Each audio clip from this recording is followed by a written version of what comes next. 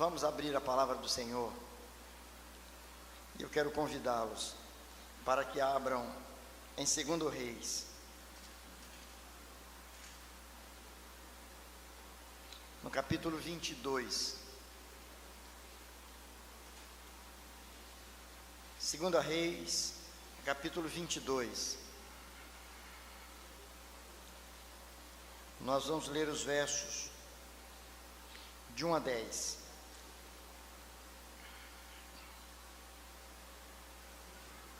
Acompanhem silenciosamente em suas Bíblias a leitura que nós faremos nesse momento.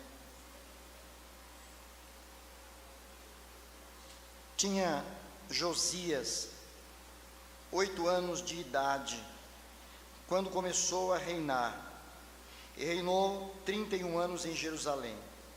Sua mãe se chamava Gedida e era filha de Adaías de Boscate. Fez ele o que era reto perante o Senhor.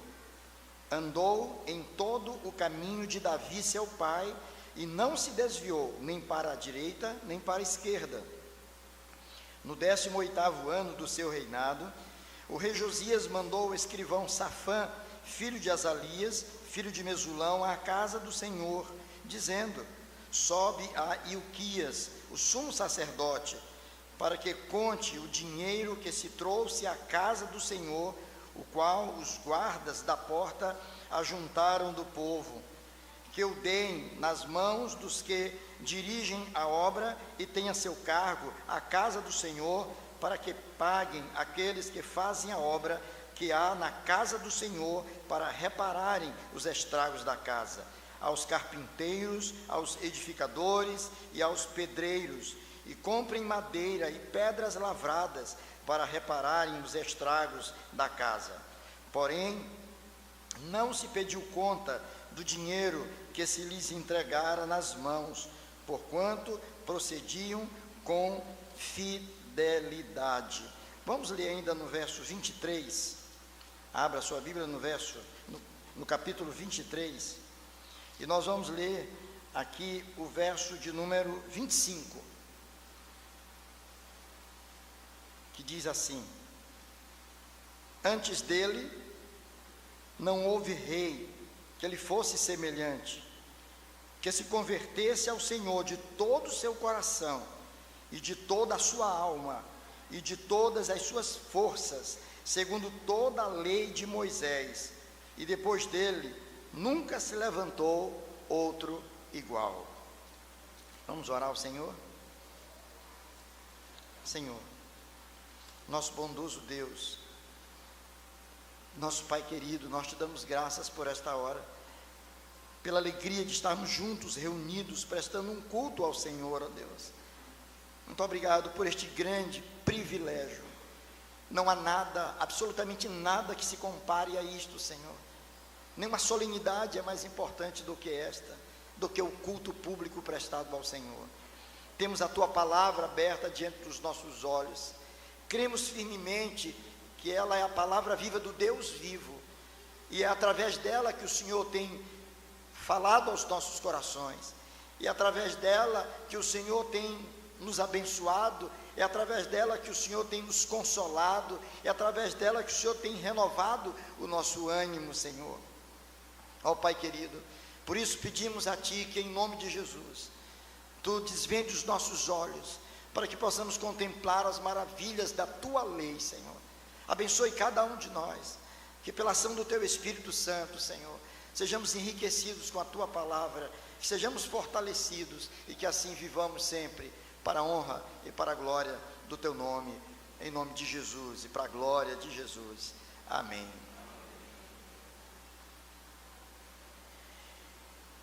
Queridos, eu acredito que nem todas as pessoas têm consciência exatamente do que é comemorar o aniversário de uma igreja, do que é nos reunir para agradecer a Deus pela igreja do Senhor Jesus, pelo privilégio que o Senhor tem dado a nós de podermos pertencer à família da fé, de pertencer a uma determinada igreja. Creio, de igual modo, que nem todas as pessoas, especialmente aquelas que estão lá fora, que não conhecem ainda a Cristo, que não sabem exatamente o que é comemorar a reforma protestante, o que de fato significou e o que significa para nós ainda hoje a reforma protestante.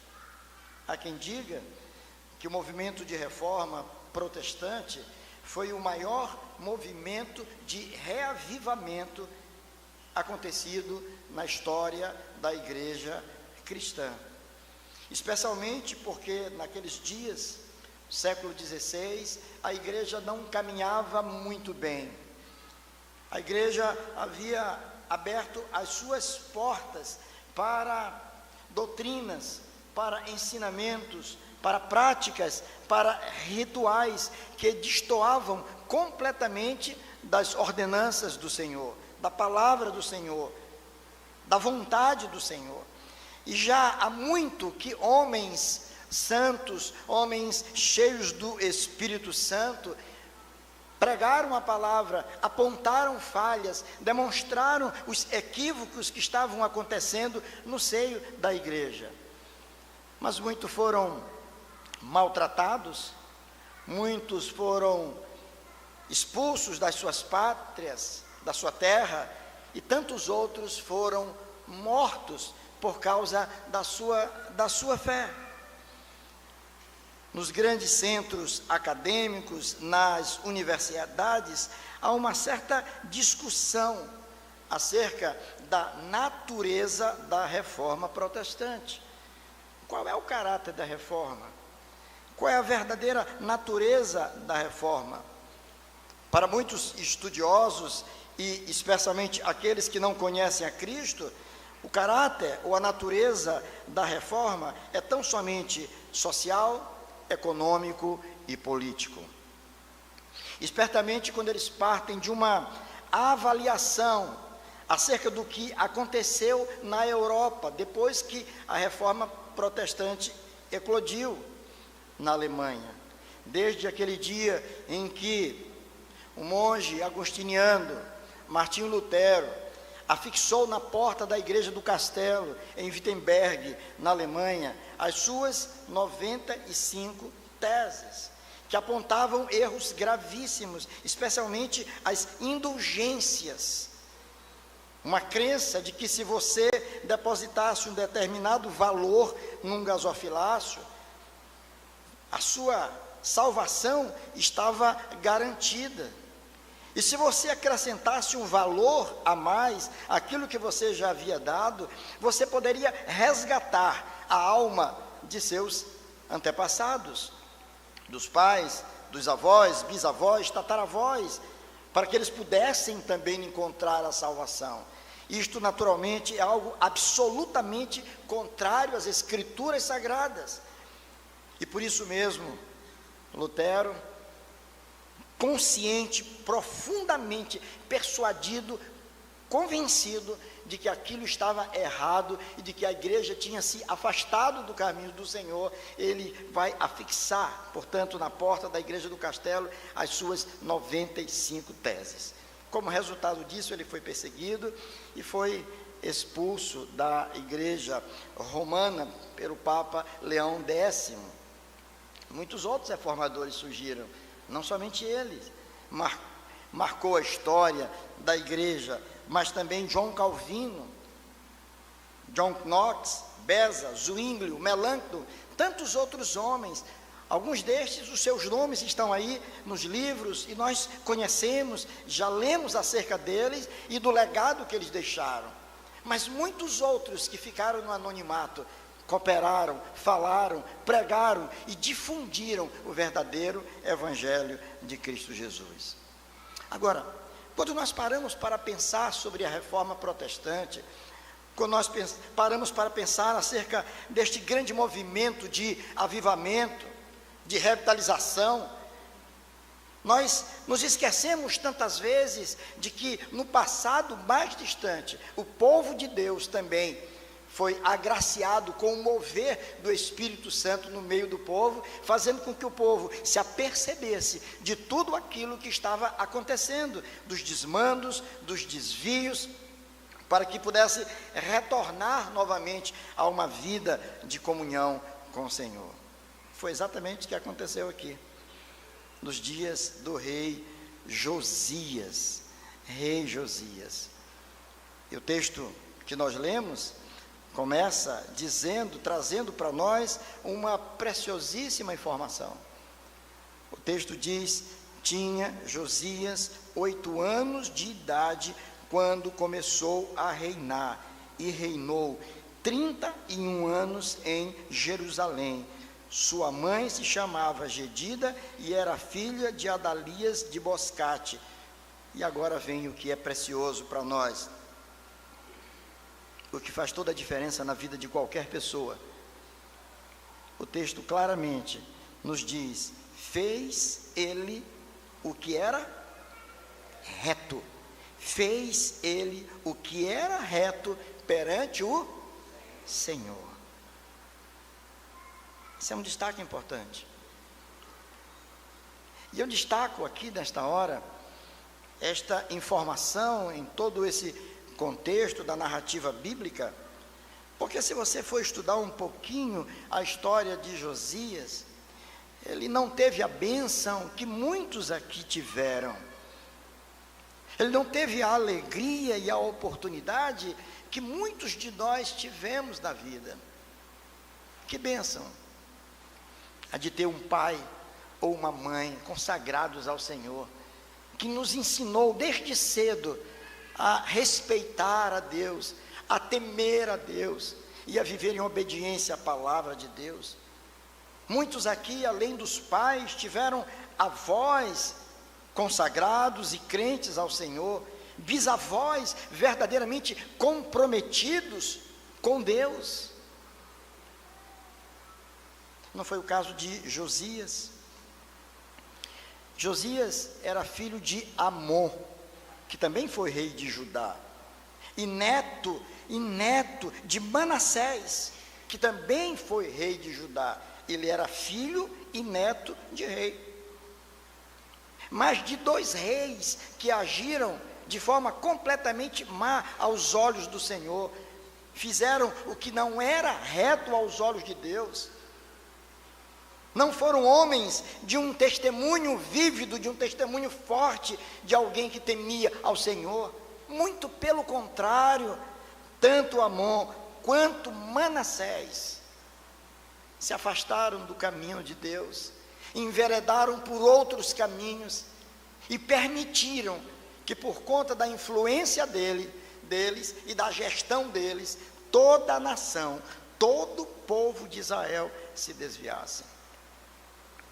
E, queridos, isso é um fenômeno que nós devemos estar muito atentos, porque uma nação que não escolhe muito bem os seus representantes, ela vai sofrer amargamente as consequências.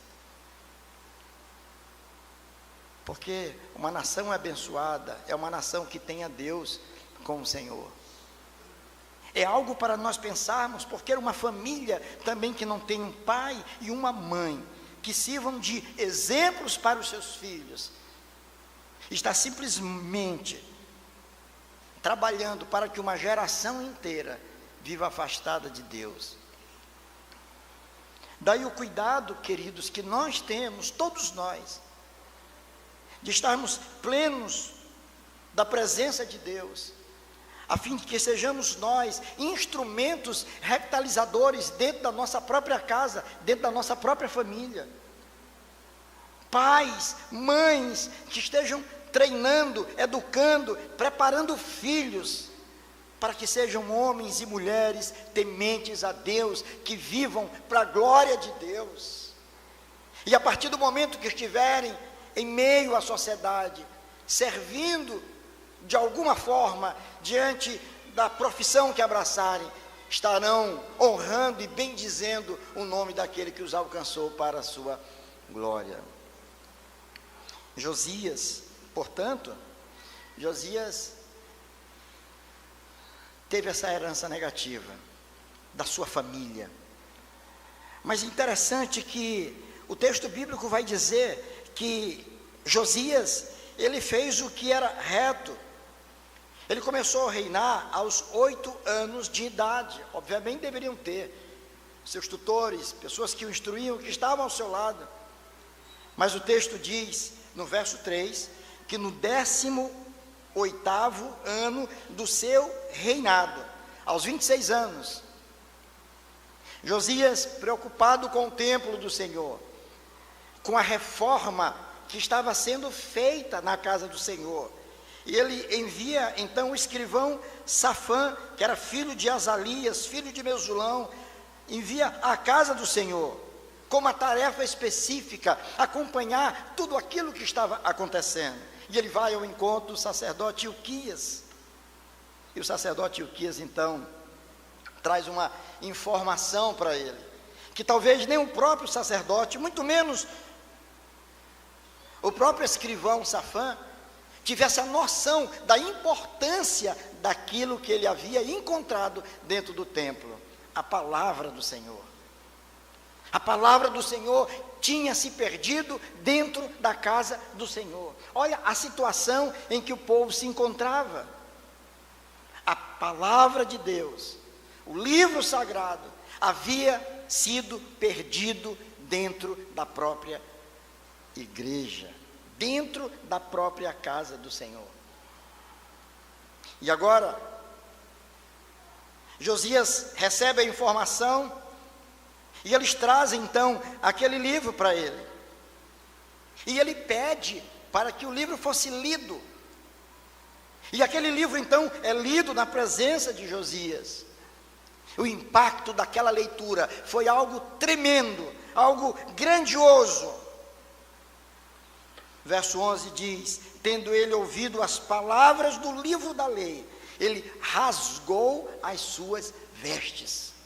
Foi algo tão impactante, algo tão forte, algo tão decisivo, que abalou as estruturas mais sólidas do seu ser, da sua consciência, do seu coração.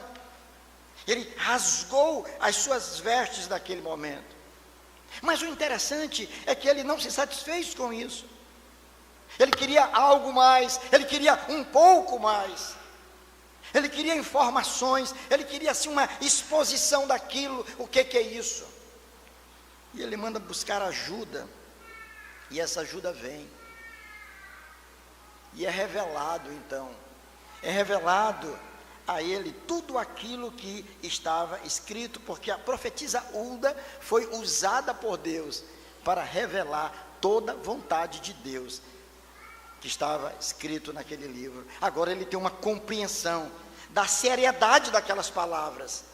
Talvez ele mesmo não tivesse compreendido, apesar do impacto que sofrera, talvez ele não tivesse sentido perfeitamente tudo, compreendido tudo, mas agora os seus olhos foram abertos.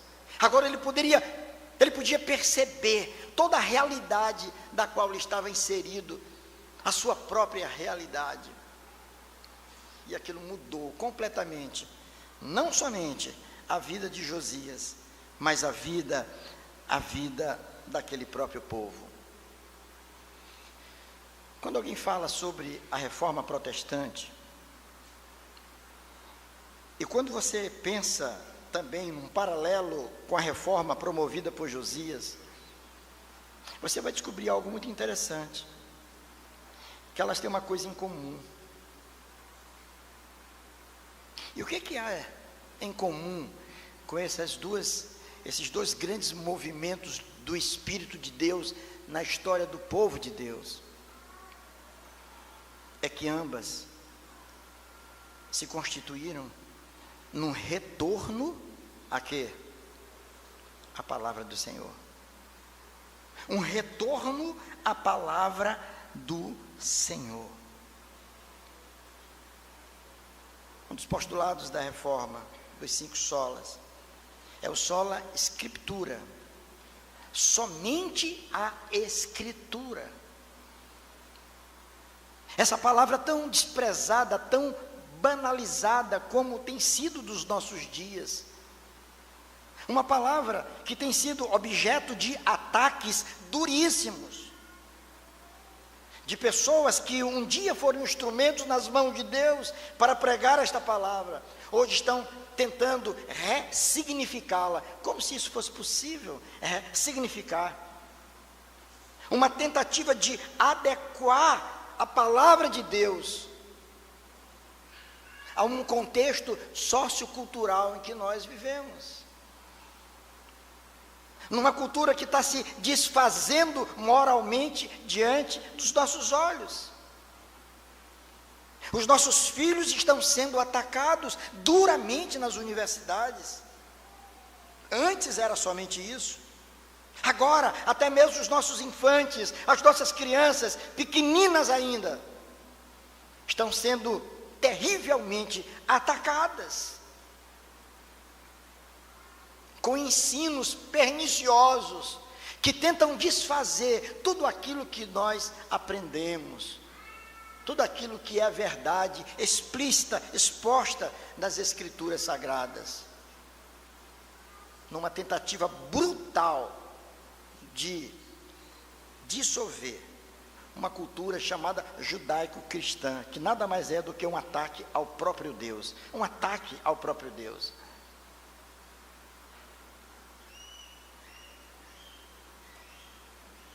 Quando nós pensamos no que aconteceu com a reforma no século XVI, ou o que ela promoveu naqueles países na Europa, não só na Alemanha, na Holanda, na Suécia, na Inglaterra, e depois do Novo Mundo, no caso dos Estados Unidos, que foi colonizado pelos puritanos, a gente vai ver a transformação grandiosa que chegou ali.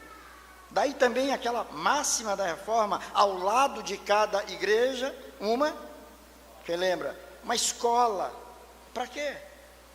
Para que as pessoas pudessem ser alfabetizadas, a fim de que elas pudessem ler as Sagradas Escrituras, porque à época, no caso de Lutero, somente o clero tinha acesso a palavras Escrituras. Um dos primeiros trabalhos de Lutero foi traduzir a Bíblia para o alemão. O que nós vamos encontrar aqui é um retorno à palavra. A palavra foi encontrada, a palavra estava perdida, o livro santo estava esquecido. E talvez você diga assim: que coisa terrível. Mas, queridos, meus irmãos, sejamos honestos. Sejamos honestos. Quantas vezes a palavra do Senhor, a Bíblia Sagrada, não está sendo perdida dentro das nossas casas? Não significa dizer que o livro em si, ele está escondido em algum canto. Ele está lá no mesmo local, fechado. Ele não é lido, ele não é meditado. Os nossos filhos nada sabem sobre ele, porque nunca ensinamos para eles, porque nunca abrimos a palavra com os nossos pequeninos para ler a palavra do Senhor, explicar a palavra do Senhor. Essa é uma crise muito grande, quando a palavra de Deus, ela é esquecida, quando ela é desprezada, em um canto qualquer da nossa casa ou da nossa própria vida. Tudo pode mudar, irmãos. Tudo pode mudar a partir do momento que nós voltarmos os nossos olhos para a palavra do Senhor.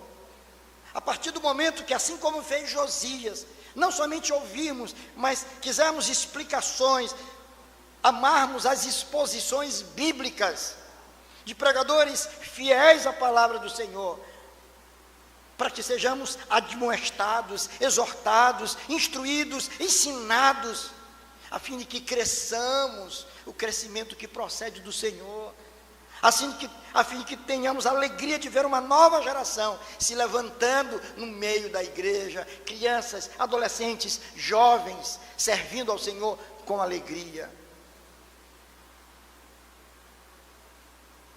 Aqui e acolá eu ouço vozes de lamentação dizendo: onde estão os jovens vocacionados para o ministério pastoral? Há quem afirme que nós vivemos uma crise vocacional muito grande, porque tudo aquilo que os pais sonham para os seus filhos é que eles sejam médicos, advogados, arquitetos, quem sabe, ou grandes empresários. Mas qual é a família que alimenta no coração, que guarda consigo o desejo de ter um filho servindo ao Senhor no ministério pastoral? Josias muito cedo foi um instrumento de Deus. Josias foi um homem que voltou às Escrituras, e eu creio firmemente que somente as Escrituras podem nos levar a um verdadeiro avivamento ou uma verdadeira reforma. Somente as Escrituras, nada além dela. Somente as Escrituras Sagradas podem nos conduzir a uma nova postura de vida, a igrejas vivas, a famílias abençoadas, somente voltando para as Escrituras. E quando isso acontece, irmãos, nós vamos ver alguns fenômenos interessantes acontecidos aqui na vida de Josias. O primeiro deles, depois daquele encontro com a palavra, depois daquele encontro com a lei de Deus, com a palavra de Deus, no verso 11 e 19 do capítulo 22, a humildade para se prostrar e o desejo de ouvir o que Deus tem para dizer. Depois daquele impacto da palavra, houve nele humildade para se prostrar e o desejo de ouvir o que Deus tem a dizer. E é exatamente isso que nós vamos encontrar no verso de número 11. Tendo o rei ouvido as palavras do livro da lei, rasgou as suas vestes. Ordenou o rei a Ilquias, o sacerdote, a Aicão, filho de Safã, a Acbor, filho de Micaías, e Safã, o escrivão, e a Acaías, servo do rei, dizendo: ide e consultai o Senhor por mim, pelo povo e por todo o Judá, acerca das palavras deste livro que se achou, porque grande é o furor do Senhor, que se acendeu contra nós, porquanto nossos pais não deram ouvidos às palavras deste livro, para fazerem segundo tudo quanto de nós está escrito. Irmãos, que coisa maravilhosa! Que impacto grandioso foi esse? Olha esse impacto que foi provocado por este encontro de Josias com a palavra. Este encontro o levou à prostração, a uma postura humilde e ao desejo de querer mais informações. É isso que Deus faz. Sempre que Ele promove esse encontro entre nós e a sua palavra viva, que fala aos nossos corações, nós somos quebrantados porque nós passamos a ter uma percepção real de quem nós verdadeiramente somos. Nutrimos tantas vezes uma compreensão muito equivocada acerca de nós mesmos. Pensamos de nós aquilo que a Bíblia não afirma sobre nós. Estávamos mortos nos nossos delitos e pecados. Fomos encontrados pelo Senhor. E se Ele não viesse a nós, jamais nós iríamos a Ele. Estávamos perdidos, indiferentes, completamente indiferentes. Éramos inimigos da cruz. Mas fomos alcançados pela graça. E no dia que a palavra de Deus chegou aos nossos ouvidos, ela desce ao nosso coração, ela rasga o nosso coração e nos faz perceber o quão devedores nós somos, o quão iníquos, o quão sujos nós somos. Mas ao mesmo tempo ela nos faz perceber um Salvador amoroso, com os braços abertos, dizendo: vinde a mim.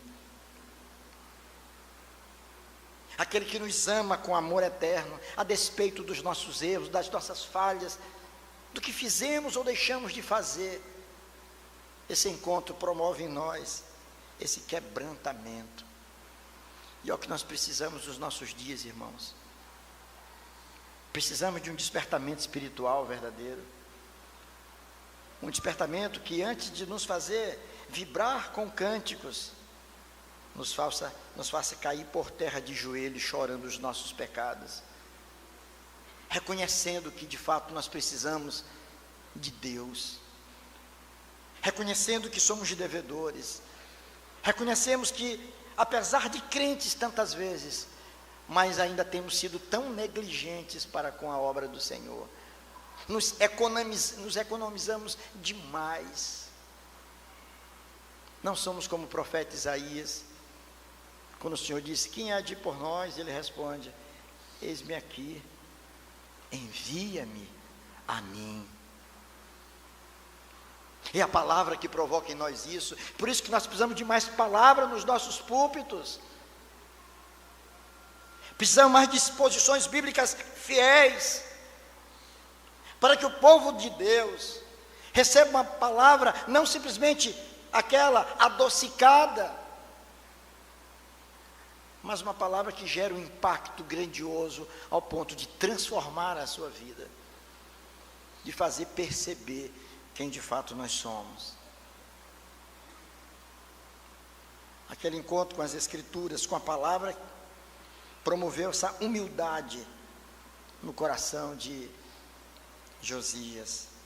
Mas não somente isso, gerou nele também, pelo que encontramos aqui no texto, uma firmeza muito grande. E preste atenção nisso, meu irmão, preste atenção nisso, minha irmã, para que a gente não romantize a nossa caminhada cristã. Promoveu em Josias não só esse quebrantamento, isto é, o reconhecimento dos seus pecados, mas agora vai promover nele uma firmeza muito grande para romper com tudo aquilo que fere os preceitos bíblicos. Agora ele estava determinado, ainda jovem, determinado a romper com tudo aquilo que estava errado. E se você ler a narrativa que vai no capítulo 23, dos versos 4 a 20, que é um texto longo, mas leia e grife os verbos que você vai encontrar. Tarefa para casa, faça isso. Vai ver o que ele destruiu, o que ele queimou, o que ele abandonou, o que ele mudou. Expressões fortes são usadas lá para mostrar, para evidenciar a firmeza da sua decisão. Isto não pode mais estar presente na minha vida. Joga fora. Não preciso disso. Esta conduta está errada. Corajosamente ele fez isso, com firmeza, resoluto, decidido. Não posso trair ao meu Senhor, vivendo com tais práticas, agindo de uma maneira completamente diferente. E essa firmeza que nós precisamos, irmãos, porque tantas vezes nós estamos flertando com o pecado, estamos adotando procedimentos, uma linguagem completamente contrária àquela que deveríamos ter, atitudes que envergonham ao Senhor tantas vezes. Então precisamos de muita firmeza, a mesma firmeza que teve Josias, de mudar aquilo que precisa ser mudado, de dizer: não, eu não quero mais assim, eu não quero isso na minha casa, eu não quero esse tipo de programação na minha casa, não assisto mais isso faz mal, isso é danoso para os meus filhos, não quero mais, não frequento mais determinado ambiente, não é saudável, não é bom, meus filhos são pequenos, preciso zelar melhor pela minha casa. Precisamos de atitudes assim como teve Josias. Leia o texto depois, acompanhe a leitura e você vai ver a resolução, as resoluções que ele tomou. Agiu firmemente. Nós precisamos de gente assim. Lutero foi firme, Calvino foi firme, Melanchthon foi firme, John Knox foi firme, Beza também, e tantos outros.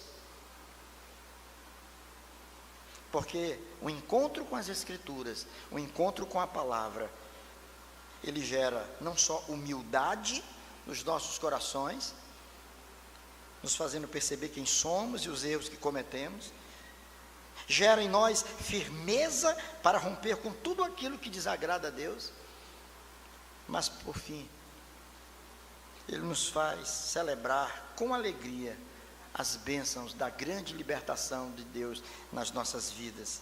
É o que você vai ver nos versos 21 e 22 do capítulo 23.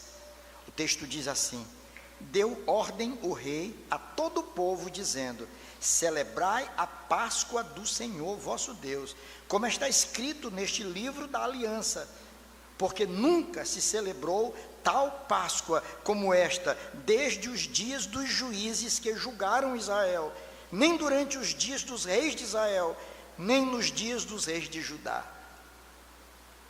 A Páscoa, a grande festa dos judeus, a festa que celebrava, que lembrava a libertação do Egito, o povo que clamou, porque o povo estava sofrendo no Egito, sob a tirania de um governante mau, déspota, Faraó.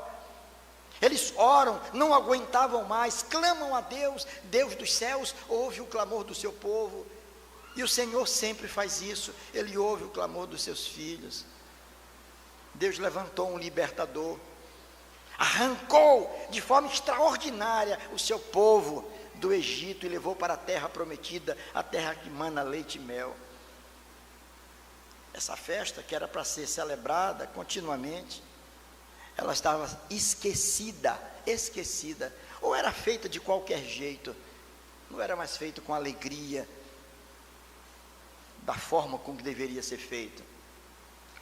Por causa daquele encontro com a palavra, por causa daquele encontro maravilhoso de Josias com o livro que tinha sido perdido, ele agora percebe que as coisas estavam erradas, e a orientação era: vamos celebrar a Páscoa como nunca mais tínhamos celebrado.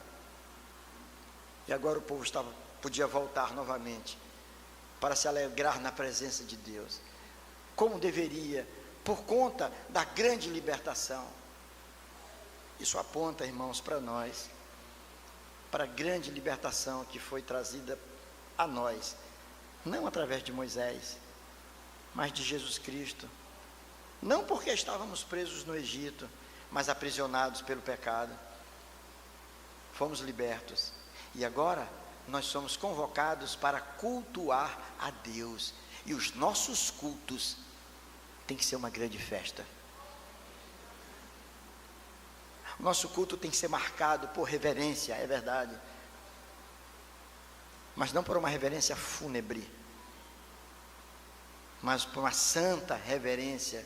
O culto a Deus tem que ser vivo, festivo. Estamos felizes, afinal de contas, grandes coisas fez o Senhor por nós. Por isso, estamos alegres. Como posso eu cultuar a Deus? Fechado, trancado dentro de mim mesmo. Ou quem sabe tantas vezes apenas avaliando.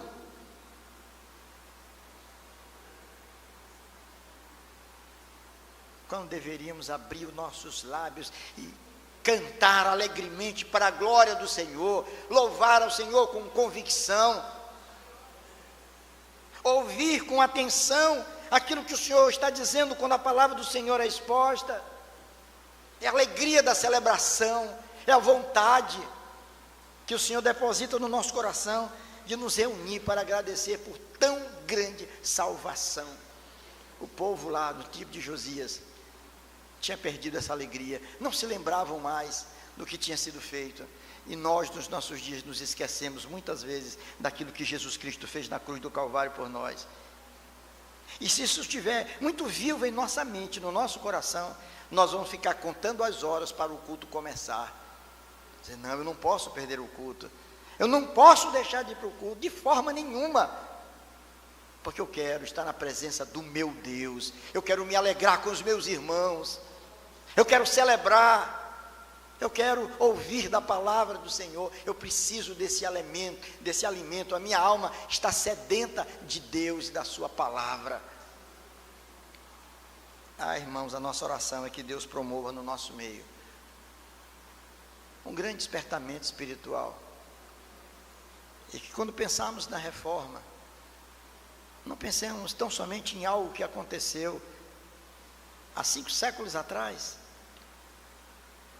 mas que reflitamos acerca daquilo que nós precisamos para os nossos dias.